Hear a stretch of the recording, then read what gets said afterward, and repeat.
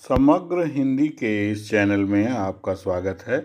मैं doctor Satyaprakash Singh, post graduate college से सेवानिवृत्त प्राचार्य, आज आपके समक्ष छायावाद के संस्थापक और सर्वश्रेष्ठ कवि जयशंकर प्रसाद की रचना कामायनी महाकाव्य के विषय में कुछ बताऊंगा। सर्वप्रथम कथावस्तु की जानकारी अवश्य होनी चाहिए। कामायनी की कथावस्तु का संचयन प्रसाद ने मुख्यतः शतपथ ब्राह्मण, छंदोग्य उपनिषद और श्रीमद् भागवत से किया है।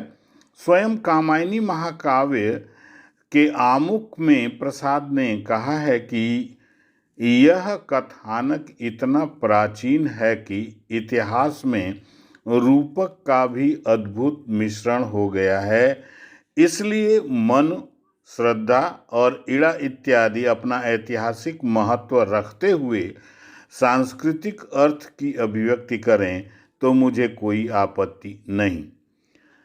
कामायनी की संक्षिप्त कथावस्तु इस प्रकार है। भोग और विलास में लिप्त देवताओं की सृष्टि का प्रलय के द्वारा विनाश हो जाता है। मनु जो पर्वत भ्रमण के लिए निकले थे वे बच जाते हैं। जल प्लावन के बाद सूर्योदय होने पर मनु के हृदय में सूर्य की किरणों के साथ साथ जीवन की क्षीण आशा का संचार होता है। मनु अभी अपने एकाकीपन के भार से व्यथित हैं और चिंता मग्न होकर कुछ सोच रहे हैं। ऐसे समय उन्हें श्रद्धा का प्रथम दर्शन होता है। चिंता और निराशा से व्यथित मनु की श्रद्धा जीवन में प्रवृत्त हो जाने का संदेश देती हैं। मनु के जड़ हृदय में चेतना का संचार करती हैं। अपने संदेश को सार्थक बनाने के लिए वह मनु की सहचरी बनना चाहती हैं।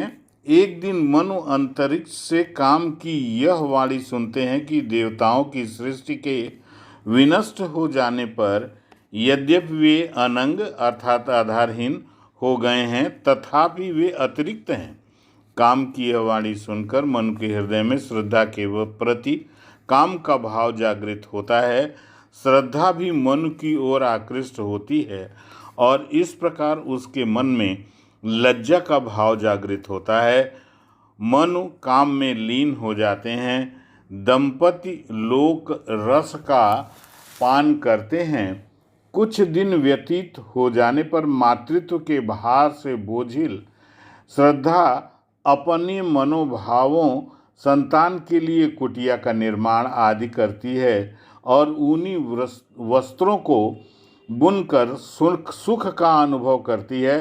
परंतु मनु को यह सहन नहीं हो पाता है। श्रद्धा के प्रेम का इस प्रकार बंट जाना उनके लिए श्रद्धा के प्रति ईर्ष्या का भाव जागृत करता है और एक दिन वे सब कुछ छोड़कर चल देते हैं।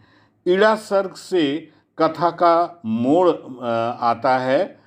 झटकते हुए मनु सारस्वत प्रदेश पहुँचते हैं जहाँ उनकी भेंट इड़ा नामक दूसरी स्त्री से होती है। इड़ा अपने ध्वस्त राज्य के पुनर्निर्माण के लिए एक कर्मठ व्यक्ति चाहती थी। मनु भी अपनी अवरुद्ध बुद्धि के विकास के लिए कुछ कार्य क्षेत्र चाहते थे। इड़ा और मनु दोनों के परस्पर मेल से एक दूसरे की कमी को लोगों ने पूरा किया। श्रद्धा वहाँ अकेली रहकर सब कुछ स्वप्न में देख लेती है। मनु सारस्वत प्रदेश में रहते हैं। स्वप्न से जग कर वह उन्हें लौटा ले आने के लिए चल पड़ती है। इधर इड़ा एक ओर मन को मोहित करती है, दूसरी ओर स्वयं इनके प्रति आकृष्ट भी हो जाती है। मनु इस परिस्थिति का लाभ उठाकर इड़ा पर पूरा अधिकार जमाना चाहते हैं। उनकी इस अधिकार चेष्टा से प्रजा रुष्ट हो जाती है और मनु को युद्ध के लिए ललकारती है। राजा और प्रजा में भयंकर युद्ध होता है और मनु घायल होकर गिर जाते हैं। इसी अवस्था में श्रद्धा उनके पास पहुंच जाती है और घायल मनु की अपने कोमल करों का स्पर्श देकर पीड़ा हरती है। मनु श्रद्धा के इस आचरण पर चकित होकर अपनी कृतज्ञता व्यक्त करते हैं। इसी क्षण ईड़ा के प्रति उनके मन में विरक्ति का भाव जागृत होता है, किंतु वे श्रद्धा की ओर आंख उठाकर भी देखने का साहस नहीं कर पाते। अतः प्रभात होते ही वे चुपचाप वहां से चल देते हैं।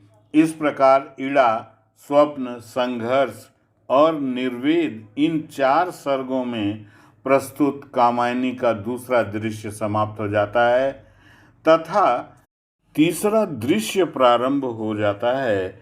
इसके बाद श्रद्धा ईड़ा पर द्रवित होकर अपने पुत्र मानव को सौंप देती है। मनु को एक शिला पर ध्यानावस्थित अवस्था में देखती है।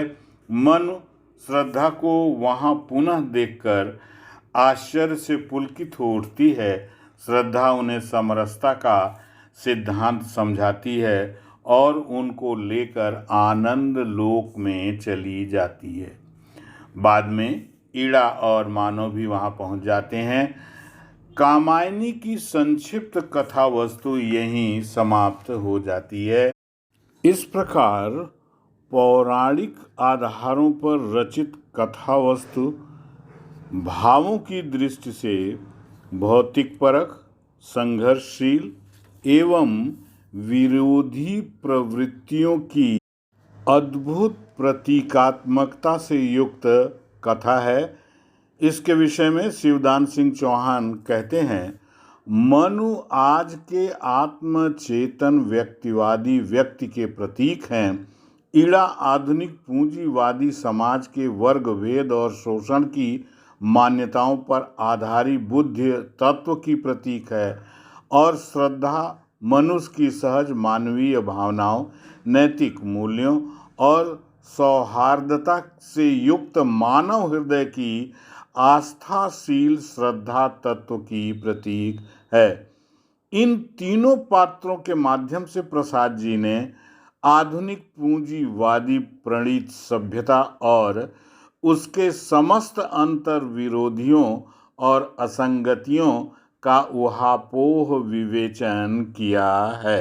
कामायनी का मूल प्रतिपाद्य है व्यक्तिगत और भौतिक जीवन की विपरीतगामी पर प्रवृत्तियों में संतुलन, हृदय और बुद्धि तथा मन का संतुलन, इच्छा, ज्ञान और क्रिया का संतुलन है। बिना इसके संतुलन के आनंद की प्राप्ति संभव नहीं है।